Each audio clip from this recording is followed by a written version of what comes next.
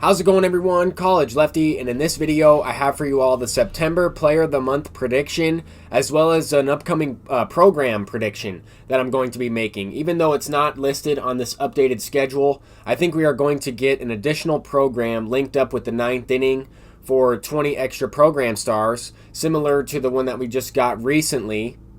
Actually, we had two player programs recently. We had the Jim Edmonds as well as the Hunter Pence. I think for the September Player of the Month, we are going to get obviously a Player of the Month version of Freddie Freeman. This is the finest card from a couple years ago, and I would expect the Player of the Month to be a lot better. And honestly, if he doesn't get one, we might see Jose Ramirez, but we already have this finest card from 18 in MLB The Show 20. So with that being said, I think Freddie Freeman could easily get the Player of the Month.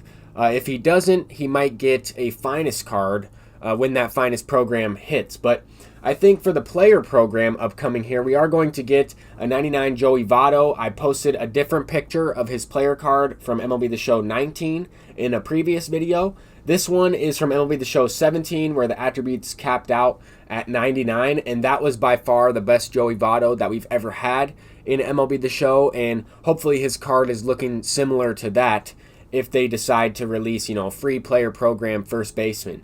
Honestly, I don't think any of those players will fit on this squad, or at least, start on this team. I might try out a couple of the new cards on the bench or potentially in an upcoming event here, but it's mainly postseason guys or teams that are in the postseason, so it's going to be restricted in that way. Anyway, we're going to go ahead and hop into this postseason event.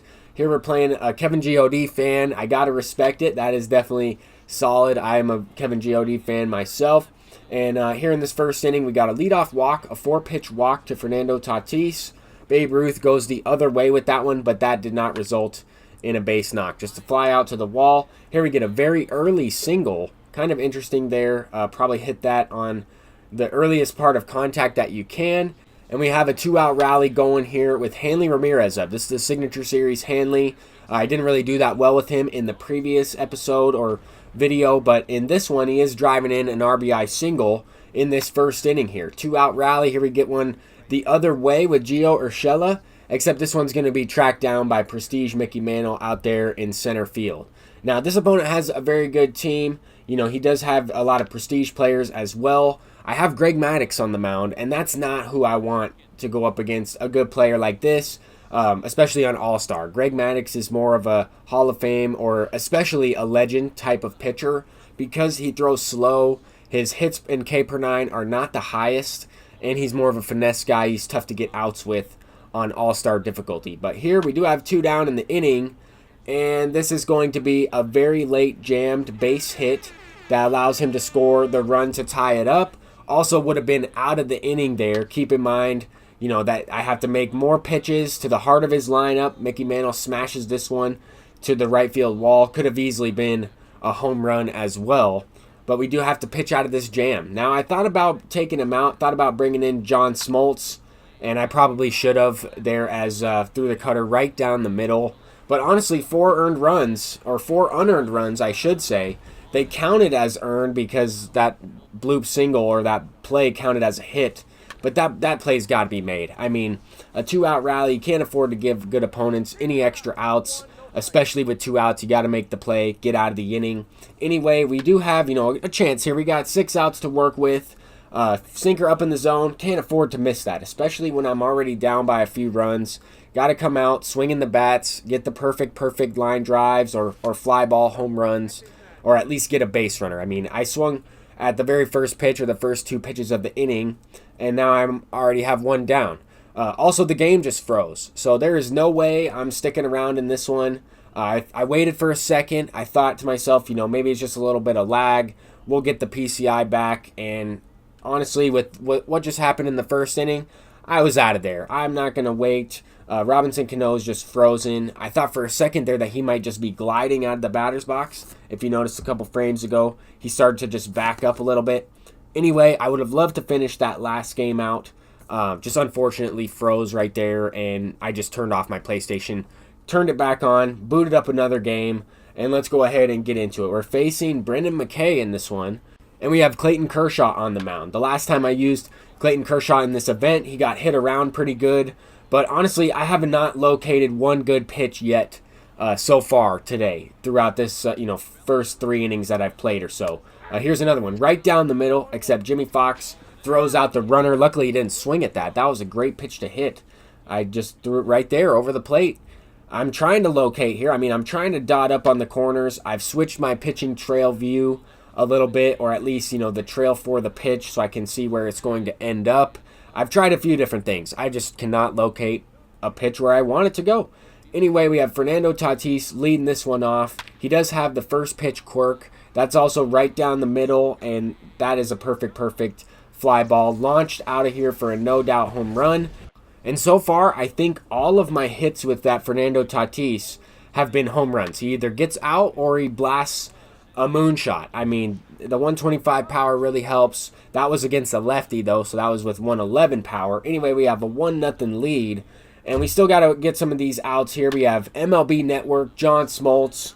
You guys liked it when I said that last time, and he gives up the game. He gives up the tie game right there. A solo shot to Mickey Mantle. I actually like using that John Smoltz card. The Signature Series closing pitcher version of John Smoltz. He's pretty good. I like his control, and I like his pitch mix, as well as the slider as the primary. Kind of an interesting pitcher to use. But here we get a 2-out rally going. I mean, there are already 2 outs in this inning, so you can tell that I didn't do that well at the plate. Kind of missed a couple good pitches over the middle, but now we're squaring it up, smacking the ball off the wall a couple times. Those easily could have been home runs, and I would have loved to hit those out because with 2 outs here, brought in Jorge Posada. I was sitting for a pitch low and inside. I knew he was going to throw it there. Still dropped the PCI and missed it.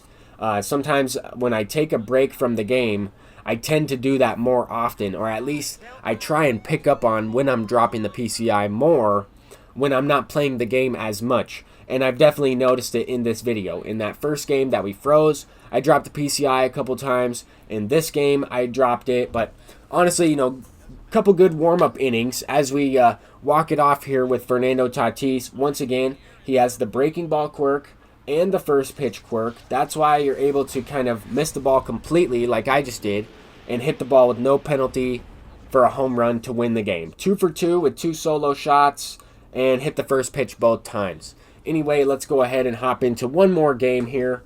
We're going up against Cosmic Queso, and he's got the Fish Taco team. Pretty solid team as well. A couple face of the franchise legends in there.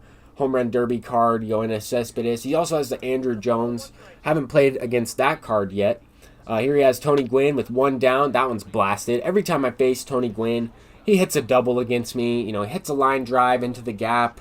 A blooper the other way, or blasts a home run. I'm not even joking. This card is amazing. I'm thinking about picking him up and using him once again just because of how well other people do against me with him. Anyway, he stole third base.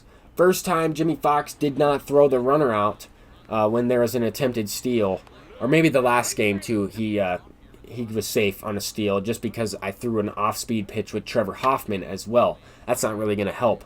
But here we're tying the game up. Fernando Tatis, 3 home runs in 3 consecutive at-bats in a row in this event, obviously in separate games. But I'll definitely take that. Once again, he's an all-or-nothing type of player. Here we get a very early home run, which is kind of weird. I wasn't expecting this to be gone. I thought it was a foul ball right off the bat.